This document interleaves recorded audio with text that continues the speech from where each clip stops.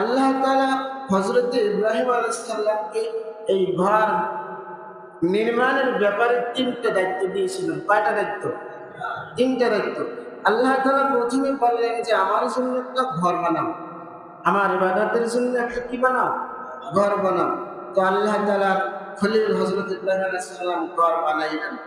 বানানোর পরে আল্লাহ তাআলা এবার হযরতে ইব্রাহিম আলাইহিস সালামকে নির্দেশ দিলেন, অতাহির বাইতে লিত-তাইফিনা ওয়াল কাইমিনা ওয়ারুক্কাই সুজুদ। ও আমার পয়গম্বর, ও আমার খলিল, আপনি যে কাবা ঘর আমার নির্দেশ মতো বানাইলেন, বানানোর পরে এই কাবা ঘরটাকে আপনি পবিত্র রাখবেন, পরিষ্কার রাখবেন, পরিচ্ছন্ন রাখবেন। কেন? কাদের জন্য রাখবেন? লিত-তাইফিনা, আমার বান্দাদের মধ্যে থেকে যারা এই কাবা ঘর তওয়াফ করবে, ওয়াল কাইমিনা ওয়াল রুকআই সুজুদ, যারা আমার এই কাবা ঘরে দাঁড়িয়ে দাঁড়িয়ে রুকু করবে, সিজদা করবে, এমন এমন নামাজি বান্দা বান্দীদের জন্য আপনি এই ঘরটা পবিত্র রাখবেন। বলেন না সুবহানাল্লাহ। প্রথমে আল্লাহ তাআলা বানাইলেন রাজমিস্ত্রি। কি বানাইলেন? কারে? হযরতে ইব্রাহিম আলাইহিস সালাম। এরপরে বানাইলেন মসজিদের খাদেম। কি বানাইলেন? খাদেম। মসজিদ পরিষ্কার। এখন এই যে মসজিদ ঝাড়ু দেওয়া, মসজিদ পরিষ্কার রাখা, পরিষ্কার করা, এটা কি ভালো কাজ নাকি খারাপ কাজ? এই কাজে যদি কেউ শামিল হয়, তাহলে সে হযরত ইব্রাহিম আলাইহিস সালামের কাজে কি হয়ে গেল? শামিল হয়ে গেল। সুবহানাল্লাহ। নবীজি বলেন, কোন মানুষ যদি মসজিদ ঝাড়ু দেয়, কোন মানুষ যদি মসজিদ ঝাড়ু দেয়, ময়লা পরিষ্কার করে, তাহলে সে যেন জান্নাতি হুরদের মহারণা আদায় করে দিল। বলেন না সুবহানাল্লাহ। জান্নাতি হুরদের মহারণা কি করে দিল? আদায় করে দিল। এই মসজিদের ঝাড়ুদার, মসজিদ যারা পরিষ্কার রাখে, মসজিদের যারা খাদেম হয়, তাদের মর্যাদা কত! আমার ভাইরা, হাদিস শরীফে এসেছে, একজন বুড়া মহিলা যিনি মসজিদ পরিষ্কার করতেন, মসজিদে নববী ঝাড়ু দিয়ে পরিষ্কার পরিচ্ছন্ন রাখতেন। এই মহিলা মারা যাওয়ার পরে সাহাবায়ে কেরাম তাকে দাফন দিলেন। দাফন দেওয়ার পরে আল্লাহর পয়গম্বর কয়েকদিন যাবত এই মহিলাকে দেখতে পাইলেন না। সাহাবায়ে কেরামকে জিজ্ঞাসা করলো, আমার সাহাবায়ে কেরাম, ওই যে বৃদ্ধা মহিলা যিনি মসজিদকে ঝাড়ু দিয়া পরিষ্কার পরিচ্ছন্ন রাখত, এই বৃদ্ধা মহিলাকে কেন দেখা যায় না? তখন সাহাবায়ে কেরাম বললেন, ইয়া রাসূলুল্লাহ, আল্লাহর পয়গম্বর, ওই ব্যক্তি তো কিছুদিন আগে মারা গিয়েছে। নবীজি বললেন, তোমরা কেন আমাকে জানাইলা না? বলে, তো সে সাধারণ একজন মহিলা, এই জন্য আপনাকে জানানো প্রয়োজন মনে করি নাই। নবীজি বললেন, ও আমার সাহাবায়ে কেরাম, এই মহিলার ব্যাপারে তোমরা জানো না। এই মহিলা আল্লাহর ঘরের সরদার ছিল, আল্লাহর ঘরের খাদেম ছিল। এর কত মর্যাদা! একে কেন তুমি আমার ব্যাপারে, তার মৃত্যুর ব্যাপারে আমাকে জানাইলা না? আমি স্বয়ং নবী তাহার জানাজা করতাম, আমি স্বয়ং নবী তাহার লাশটা কবরে রাখতাম। বলেন না সুবহানাল্লাহ। আল্লাহর ঘরের জাহিদার সাধারণ মামুলি বিষয় নয়। কেউ যদি মসজিদ ঝাড়ু দেয়, সে যেন তার কলবকে ঝাড়ু দিল। কলবকে কি করলো? ঝাড়ু দিয়া ময়লা মুক্ত করলো, পরিষ্কার পরিচ্ছন্ন করলো, নিরহংকার হয়ে গেল। আলহামদুলিল্লাহ। আমাদের সামনাসামনি প্রশংসা করা ভালো না। আমাদের এই সেক্রেটারি সাহেব, বর্তমান সেক্রেটারি সাহেব, মসজিদে আগে আসি বারান্দা ঝাড়ু দিয়ে নেয়, বাহির ভিতরে ঝাড়ু দিয়ে নেয়, আবার ওইখানে পরিষ্কার পরিচ্ছন্ন করে। আরো অনেক ভাই আছে, এই যে মানিক ভাই আছে, ফজর সময় আজান দিয়ে মোটামুটি ঝাড়ুটা দিয়ে পরিষ্কার করে নেয়। তো এটা অনেক ভালো গুণ। আল্লাহ তাআলা এই খেদমতকে কবুল করেন, আমিন। তো আল্লাহ তাআলা হযরত ইব্রাহিম আলাইহিস সালামকে প্রথমে রাজমিস্ত্রি বানাইলেন। এরপরে বললেন, আমার পবিত্র এই কাবা ঘর পরিষ্কার পরিচ্ছন্ন রাখবেন, আমার তওয়াফকারী, আমার ঘরে নামাজ আদায়কারী আমার বান্দা বান্দীদের জন্য। এরপরে আল্লাহ তাআলা বললেন, ওয়াজিমু ফিন নাসি বিল হজ্জি, এবং আপনি আমার বান্দাদের জন্য আযান দিয়ে দেন, আমার বান্দাদেরকে বলে দেন আমার বান্দারা যেন আমার ঘরে হজ করার জন্য আসে, বলেন না সুবহানাল্লাহ। হযরতে ইব্রাহিম আলাইহিস সালাম বলতেছেন, ইয়া আল্লাহ, এই কাবার চারপাশে আমি আর আমার ছেলে ইসমাইল ছাড়া আর কোনো মানুষ নাই। আপনি বললেন মানুষদেরকে দাওয়াত দেওয়ার জন্য, আপনি বললেন মানুষদেরকে আযান দিয়ে জানানোর জন্য, যেন তারা আপনার ঘরে তাওয়াফ করার জন্য আসে। তখন আল্লাহ তাআলা বললেন, হে আমার পয়গম্বর, আমার খলিল, আমার আপনার কাজ হবে আলান দিয়ে দেওয়া, আর আমার কাজ হলো আমার বান্দাদের কানে কানে পৌঁছে দেওয়া, বলেন না সুবহানাল্লাহ। এবার আল্লাহর পয়গম্বর হযরত ইব্রাহিম খলিলুল্লাহ আলাইহিস সালাম, আমার ভাইরা, জাবালে আবু কুবাইস নামক একটা পাহাড় সর্বপ্রথম পৃথিবীর ইতিহাসে আল্লাহ তাআলা এই প্রথমেই কাবা, এই পাহাড়টাকে সৃষ্টি করেছেন, যার নাম হলো জাবালে আবু কুবাইস। এই পাহাড়ের উপরে দাঁড়িয়ে এবার হযরতে ইব্রাহিম আলাইহিস সালাম আল্লাহর শিখানো কথা অনুযায়ী মানুষদেরকে ডাক দিয়ে বলতেছে, এ দুনিয়ার মানুষেরা, কিয়ামত পর্যন্ত যত মানুষ তোমরা আসবা, আল্লাহ পাক রব্বুল আলামিন তোমাদের জন্য বাইতুল্লাহ শরীফের হজ ফরজ করেছেন, তোমরা সকলেই হজ করার জন্য আসবে, বলেন না সুবহানাল্লাহ। হযরতে ইব্রাহিম আলাইহিস সালাম এই জাবালে আবু কুবাইসের উপরে দাঁড়িয়ে যখন এইভাবে এলান দিয়ে দিলেন, আল্লাহ পাক রব্বুল আলামিন এই ডাকটাই আওয়াজটা পৃথিবীর সমস্ত মানুষের কানে কানে পৌঁছে দিলেন। আমার ভাইরা, যেই সন্তানেরা ওই সময় মায়ের গর্ভে ছিল তাদের কানে আল্লাহ তাআলা এই আওয়াজ পৌঁছে দিয়েছিলেন। ওই সময় যেই সমস্ত মালিকুল আলম আরোহা অর্থাৎ রূহের জগতে ছিল, আল্লাহ তাআলা তাদের কানে এই আওয়াজ পৌঁছে দিয়েছিলেন। আল্লাহ তাআলার আওয়াজ পাইয়া, আল্লাহ পাকের এই আওয়াজে হযরত ইব্রাহিম আলাইহিস সালামের ডাকে যারা সেদিন আওয়াজ দিয়েছিলেন, সাড়া দিয়েছিলেন, লাব্বাইক আল্লাহুম্মা লাব্বাইক ইন্নাল হামদা ওয়ান নি'মাতা লাকা ওয়াল মুলক লা শারীকা লাকা, এইভাবে যারা আল্লাহুম্মা লাব্বাইক বলে মায়ের গর্ভ থেকে যতবার তারা আওয়াজ দিয়েছিল, রূহের জগৎ থেকে যতবার তারা আওয়াজ দিয়েছিল, আল্লাহ তাআলা তাদের জন্য ততবার হজ করার তৌফিক দিবেন, বলেন না সুবহানাল্লাহ। আল্লাহর খলিল হযরত ইব্রাহিম আলাইহিস সালাম ঘর বানাইলেন। আমার ভাইরা, ঘর বানানোর পরে কিছু ইট বালু বেঁচে থাকে না, পাথর কঙ্কর কিছু বাইসে থাকে, তো কাবা ঘর বানানোর পরে এবার হযরত ইব্রাহিম আলাইহিস সালাম বলেন, হে আল্লাহ, কিছু পাথর তো বাইসে গেছে, এগুলো কি করা যায়?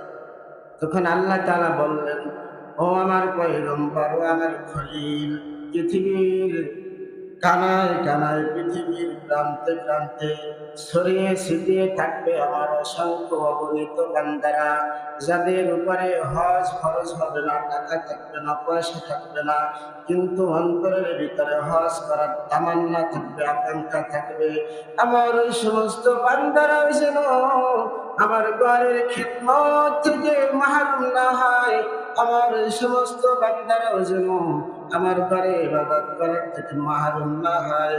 এই জন্য আল্লাহ তাআলা হযরত ইব্রাহিম খলিলুল্লাহকে বললেন, তুমি জাবালে আবু কুবাইস, এই পাহাড়ের উপরে দাঁড়িয়ে এই বালুগুলো, এই কঙ্করগুলো, এই ইটের টুকরাগুলো, পাথরের টুকরাগুলো তুমি সরিয়ে দাও, ছিটিয়ে দাও। আল্লাহ পাকের কথা মতন যখন আল্লাহর পয়গম্বর ইব্রাহিম আলাইহিস সালাম যখন এইভাবে সরিয়ে দিলেন, ঘুরিয়ে দিলেন, আল্লাহ পাক রব্বুল আলামিন তার রহমত এবং কুদরতের দ্বারা পৃথিবীর প্রান্তে প্রান্তে আল্লাহ তাআলা এই কঙ্করগুলো, বালিগুলো সরিয়ে দিয়েছেন, বলেন না সুবহানাল্লাহ।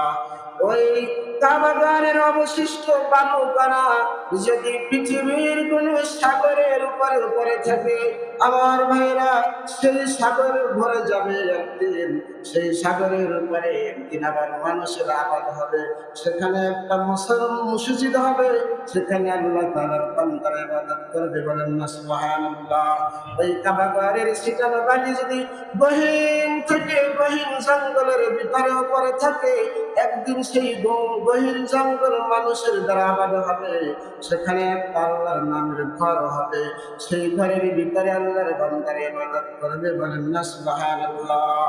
এগুলো সব আল্লাহর কুদরতের খেলা, এগুলো সব আল্লাহর কুদরতের খেলা। বান্দারা যেন তাহার ইবাদত থেকে বঞ্চিত না হয়, বান্দারা যেন তার মাগফিরাতের জন্য থেকে বঞ্চিত না হয়, এই জন্য আল্লাহ তাআলা কত কত ব্যবস্থা আমাদের জন্য করে দিলেন। সুবহানাল্লাহ, ঠিক না বেঠিক? আমার ভাইরা, তো হযরত ইব্রাহিম আলাইহিস সালামকে আল্লাহ তাআলা কাজ দিলেন। ইব্রাহিম আলাইহিস সালাম এই কাজ করতে গিয়ে হযরত ইব্রাহিম আলাইহিস সালাম আল্লাহ তাআলার দরবারে কাজ করার পরে অহংকার করেন।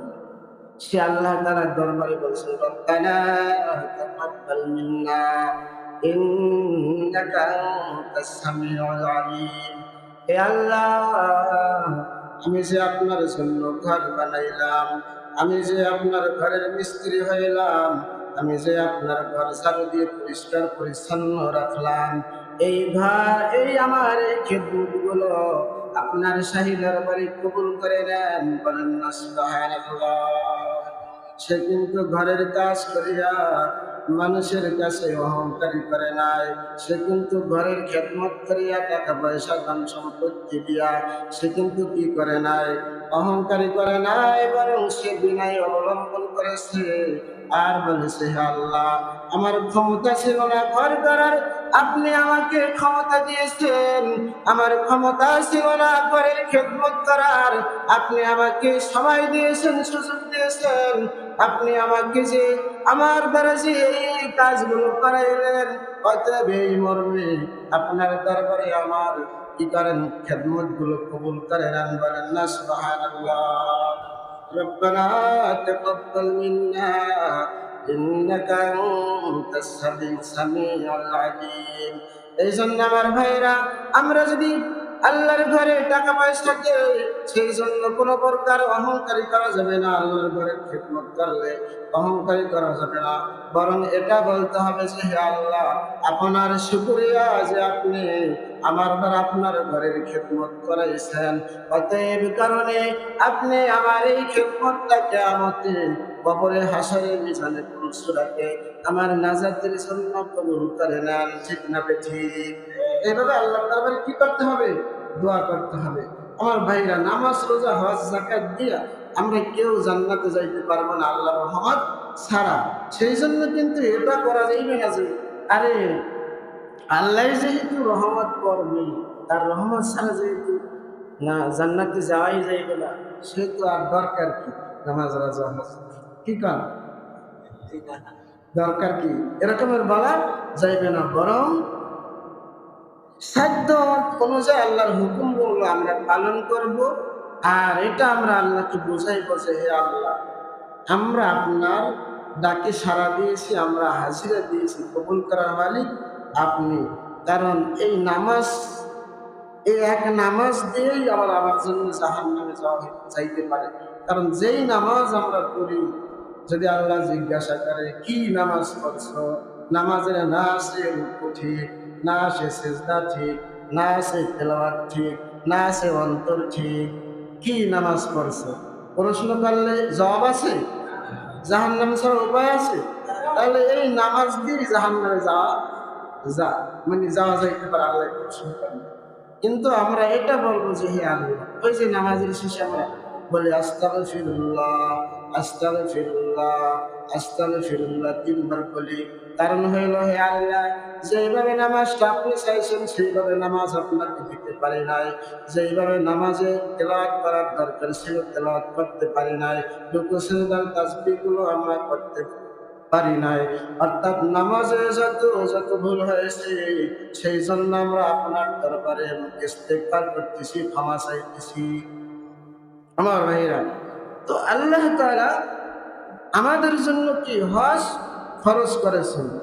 এই হজ যে ফরজ করেছেন, কেন ফরজ করেছেন? আমাদেরকে ক্ষতিগ্রস্ত করার জন্য, আমাদেরকে গরিব বানানোর জন্য, নাসাই শরীফের ভিতরে হাদিস খানা পড়েছিলাম, যার হাদিসের বছর নবীজি বলেছেন, যে ব্যক্তি হজ করবে, উমরা করবে, আল্লাহ তাআলা তাকে নগদ 2টা পুরস্কার দেবে। কয়টা পুরস্কার? নগদ 2টা পুরস্কার দেবেন। এক নম্বর পুরস্কার হলো, যে ব্যক্তি হজ করবে, উমরা করবে, তার 1 নম্বর পুরস্কার হলো সে যেন তাহার মায়ের গর্ভ থেকে সদ্য ভূমিষ্ঠ হয়েছে, অর্থাৎ ভূমিষ্ঠ হওয়ার পরে সন্তানের যেমন কোনো গুনাহ থাকে না, আল্লাহ তাআলা এইভাবে একটা নাবালক শিশুর মতন নিষ্পাপ করে দিবেন। বলেন না সুবহানাল্লাহ। আর 2 নম্বরে আল্লাহ তাআলা তাকে বড় লোক বানাই দিবেন। কি বানাই দিব? হজ করতে যাই যদি 5 লক্ষ খরচ হয়, তাহলে আল্লাহ তাআলা 50 লক্ষ দিতে পারেন কি পারেন না? হজ করার পরে মানুষ কি বেইজ্জতি হয় নাকি ইজ্জত পায়? হাজী সাহেবের মনে হয় মানুষের বেইজ্জতি করে নাকি? আল্লাহ তাআলা ইজ্জত পায়। এখন যাদের নিজের বসতবাড়ি থাকার পরে জমিন আছে কিন্তু নগদ টাকা নাই, তারা জমিনের একটু টানা বিক্রি করে আল্লাহর ঘর হজটা আদায় করে আইসেন। আপনি যদি হাজির হয়ে মরেন আর আল্লাহ যদি আপনারে মাফ করে দেন, তাহলে আমার কোনো লস আছে? আচ্ছা, আপনি যদি হজ না কইরা যদি আপনি ওই যে ইহুদি নাসারা হয়ে মরেন, তাহলে আমার কোনো ক্ষতি আছে? কিন্তু আমার যেটা দায়িত্ব সেটা আমি কি করে দিলাম? বইলা দিলাম। এজন্য নিজের বসত বাড়ি থাকার পরে জমিন ছেলে সন্তানের জন্য রাখা আপনার জন্য দায়িত্ব না। সম্পদ রেখে ছেলে সন্তানের জন্য বইরা যাওয়া আপনার জন্য দায়িত্ব না। আপনার দায়িত্ব হলো আপনি নিজে আল্লাহর হুকুম মতন চলা, এরপরে নিজের সন্তান সন্ততিদেরকে আল্লাহর হুকুম মতন চালাইয়া মরা। নাকি বানাইয়া বলছি? ভুল বলছি নাকি? ভুল বলি না। এই জন্য আমার ভাইরা, হজ আদায় করতে হইবে, হজ করেন। যাদের উপরে হজ ফরজ হয়েছে, কার উপরে কতটুকু টাকা পয়সা কার কাছে আছে। আর অনেকে আছে কি মাসালায় কিন্তু এটা লেখা নাই যে ছেলে সন্তানগুলো বিদেশ পাঠানোর পরে তারা টাকা পয়সা আমার কাছে দিব, তারপরে তাদের পাঠানো টাকা দিয়ে হজ করবে। এটা কিন্তু মাসালায় লেখা নাই। মাসালায় কিন্তু এটা লেখা নাই যে মেয়েগুলো বিবাহ দেওয়ার হোক তারপরে গিয়ে হজ করবো। এটা কিন্তু মাসালায় লেখা নাই। মাসালায় লেখা হয়েছে যে যখনই তোমার বাইতুল মনে চায় না, বাইতুল্লাহ জিয়ারত করার সমপরিমাণ খরচ হয়ে যাইবে, বাইতুল্লাহ জিয়ারত করার পরিমাণ সম্পদ তোমার হয়ে যাইবে, যখন হয়ে যাইবে তখনই তুমি কি করো? হজ করো। এখন আপনার এই বছরে আপনি 10 লক্ষ টাকার মালিক হইলেন, আপনি এই বছর 10 লক্ষ টাকার কি হইলেন? মালিক হইলেন। মালিক হওয়ার পরে এখন এই বছরে আপনার উপরে হজ কি হয়ে গেছে? ফরজ হয়ে গেছে।